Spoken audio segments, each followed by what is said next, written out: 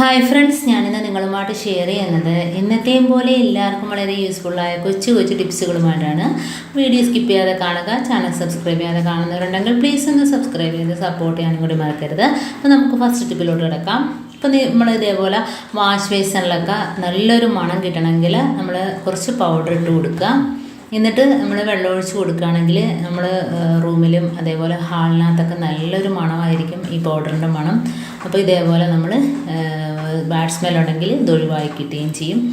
അടുത്ത ടിപ്പിലോട്ട് കിടക്കാം. അപ്പോൾ നമ്മൾ ഇതേപോലെ സോപ്പിൻ്റെ കവറൊക്കെ ഉണ്ടെങ്കിൽ നമ്മൾ ഇതേപോലെ ഇളക്കിയതിന് ശേഷം തിരിച്ച് മടക്കുക. എന്നിട്ട് ഇതേപോലെ തിരിച്ച് മടക്കിയിട്ട് നമ്മൾ ഡ്രസ്സിൻ്റെ ഇടയിലൊക്കെ വെക്കുകയാണെങ്കിൽ നല്ലൊരു മണമായിരിക്കും. പ്രത്യേകിച്ച് കുട്ടികളുടെയൊക്കെ ഡ്രസ്സ് ഉണ്ടെങ്കിൽ ഇതേപോലെ വെച്ച് കൊടുക്കുക. അപ്പോൾ നമ്മൾ കുട്ടികളുടെ ഡ്രസ്സ് എടുക്കുമ്പോഴത്തേനാണെങ്കിലും കുട്ടികളുടെ ഡ്രസ്സ് ഇടുമ്പോഴത്തേനാണെങ്കിലും നല്ലൊരു മണം കിട്ടും. അപ്പോൾ ഇങ്ങനെ ചെയ്യാത്തവരൊന്ന് ചെയ്ത് നോക്കാം. ഇനി നമുക്ക് അടുത്ത ടിപ്പിലോട്ട് കിടക്കാം. അപ്പോൾ നമ്മൾ ചന്ദനത്തിരിയൊക്കെ കത്തിക്കുമ്പോഴത്തേന് ഒന്ന് നനച്ചിട്ട് കത്തിക്കുകയാണെങ്കിൽ നമ്മൾ സാധാരണ കത്തിക്കുന്നതിനേക്കാളും കുറച്ച് നേരവും കൂടെ ചന്ദനത്തിരി കത്തി നിൽക്കും. കാരണം പെട്ടെന്ന് തീർന്നു പോകത്തില്ല. അപ്പോൾ ഇതേപോലെ ജസ്റ്റ് ഒന്ന് നനച്ച് കൊടുത്തിട്ട് ഇതേപോലെ കത്തിക്കുകയാണെങ്കിൽ നമ്മൾ സാധാരണ വെക്കുന്നതിനേക്കാളും കുറേ കൂടി അധികം കൂടി നമുക്ക് കത്തിച്ച് വയ്ക്കാൻ പറ്റും.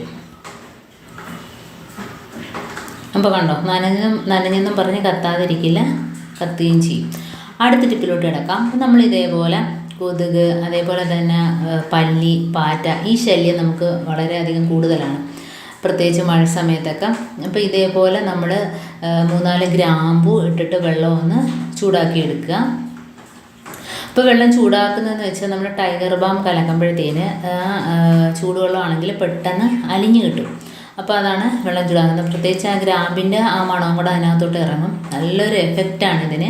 ഇനി നമ്മൾ അതിനകത്തോട്ട് ഒരു ബൗളിനകത്തോട്ട് ഒഴിച്ചു കൊടുത്തിട്ട് നമുക്കിതേപോലെ ടൈഗർ ബാം കലക്കി കൊടുക്കാം. ഇപ്പോൾ പ്രത്യേകിച്ച് നമ്മൾ കിച്ചണിൽ ഉപയോഗിക്കുന്ന ബൗളൊന്നും എടുക്കാതിരിക്കുക. കാരണം ആ ഒരു സ്മെല്ല് അതിനകത്ത് നിൽക്കും. നമ്മളിത് ടൈഗർ ബാം ഇതിനകത്ത് കലക്കുമ്പം തന്നെ നമ്മുടെ കണ്ണൊക്കെ എരിയും. നല്ലൊരു പവറാണ്, നല്ലൊരു മണമാണ്. അപ്പോൾ ഈ ഒരു സ്മെല്ലടിച്ചിട്ട് തന്നെ നമ്മുടെ കിച്ചണിലാണെങ്കിലും അതേപോലെ നമ്മുടെ എവിടെയൊക്കെയാണോ പല്ലിയൊക്കെ കയറിയിരിക്കുന്നത് ആ ഭാഗത്തെല്ലാം ഒന്ന് സ്പ്രേ ചെയ്ത് കൊടുക്കുക. അപ്പോൾ കണ്ടോ, നമുക്ക് ടൈഗർ ബാം ചൂടുവെള്ളത്തിലായതുകൊണ്ട് പെട്ടെന്ന് അലിഞ്ഞ് കിട്ടും. അപ്പോൾ ഗ്രാമ്പൂവും കൂടെ ഇടുമ്പോഴത്തേനും ഭയങ്കര ഒരു മണമാണ്.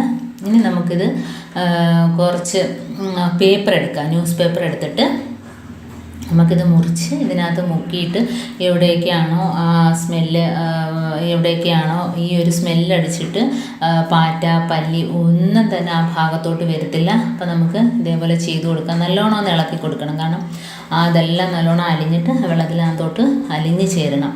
ഇനി നമുക്കിതേപോലെ ന്യൂസ് പേപ്പർ കുറച്ച് കഷ്ണങ്ങളാക്കി എടുക്കാം. അപ്പോൾ രാത്രി സമയത്ത് ഇതേപോലെ ഒന്ന് ആക്കിയിട്ട് വെക്കുകയാണെങ്കിൽ ആ സ്മെല്ലടിച്ചിട്ട് ആ ഭാഗത്തൊന്നും വരത്തില്ല.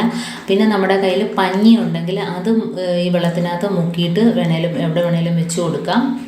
അപ്പം നമുക്ക് പാറ്റ, പല്ലി ശല്യമൊക്കെ എത്രമാത്രം ഉണ്ടോ അതിനനുസരിച്ച് നമുക്ക് ടൈഗർ ബാമിൻ്റെ അളവ് കൂട്ടാം, ഗ്രാമ്പൂവിൻ്റെ അളവ് കൂട്ടാം. അപ്പോൾ കൂടിയാലും കുഴപ്പമൊന്നുമില്ല, നല്ലൊരു എഫക്റ്റ് ആയിരിക്കും ഇതിന്. ഇനി നമുക്ക് ഇതേപോലെ കടലാസ് കഷ്ണം മുക്കിയിട്ട് ഓരോ പീസായിട്ട് എടുത്ത് മാറ്റാം. എന്നിട്ട് നമുക്ക് എവിടെയൊക്കെയാണോ പല്ലി, പാറ്റ ശല്യം, ഉറുമ്പ് ഇങ്ങനെയൊക്കെയുള്ള ശല്യങ്ങളുള്ള സ്ഥലത്തൊക്കെ നമുക്കിത് ഓരോ പീസ് വെച്ച് കൊടുത്താൽ മതി. പ്രത്യേകിച്ച് രാത്രി വെച്ച് കൊടുക്കുന്നതായിരിക്കും നല്ലത്. കാരണം രാത്രിയാണല്ലോ ഇതുങ്ങളൊക്കെ ഇറങ്ങി നടക്കുന്നത്. അപ്പം അങ്ങനെയുള്ള ഭാഗത്തെല്ലാം ഇതൊന്ന് ഒട്ടിച്ച് കൊടുക്കുക. ഇപ്പോൾ കണ്ടോ, ടൈഗർ ബാം എല്ലാം അതിനകത്ത് പിടിച്ചിട്ടുണ്ട്. ഇനി നമുക്ക് ബാക്കി വെള്ളം കളയണ്ട. അത് നമുക്ക് ഏതെങ്കിലും സ്പ്രേ ബോട്ടിലിനകത്തോട്ടാക്കിയിട്ട് നമുക്ക് ഈ പല്ലികളൊക്കെ ഇരിക്കുന്ന ട്യൂബിൻ്റെ ഇടയിൽ അതേപോലെ തന്നെ ഫ്ലവറിൻ്റെയൊക്കെ ഇടയിലൊക്കെ ഉണ്ടെങ്കിൽ നമുക്ക് ഇതേപോലെ സ്പ്രേ ചെയ്ത് കൊടുക്കാം. അതേപോലെ തന്നെ കിച്ചണിൽ നമുക്ക് ഇതേപോലെയൊക്കെ വെച്ച് കൊടുക്കാം. ഗ്യാസ് അടുപ്പിൻ്റെ താഴ്ഭാഗത്തായിട്ടും അതേപോലെ തന്നെ നമ്മൾ സ്റ്റോർ റൂമിനകത്ത്, അലമാരയ്ക്കകത്ത്, മിക്സിയുടെ പുറത്തൊക്കെ മേയുമല്ലോ പല്ലിയൊക്കെ വന്ന്. അപ്പം ഇതേപോലെ വെച്ച് കൊടുത്താൽ പിന്നെ ആ പരിസരത്തോട്ടേ നമുക്ക് പല്ലി, പാറ്റ ശല്യം ഉണ്ടാവില്ല. അപ്പോൾ എല്ലാ ഭാഗത്തും നമുക്കിതേപോലെ വെച്ച് കൊടുക്കാം. ബാക്കി സ്പ്രേ ചെയ്യാനായിട്ട് നമുക്കൊരു ബോട്ടിലിനകത്തോട്ട് മാറ്റാം.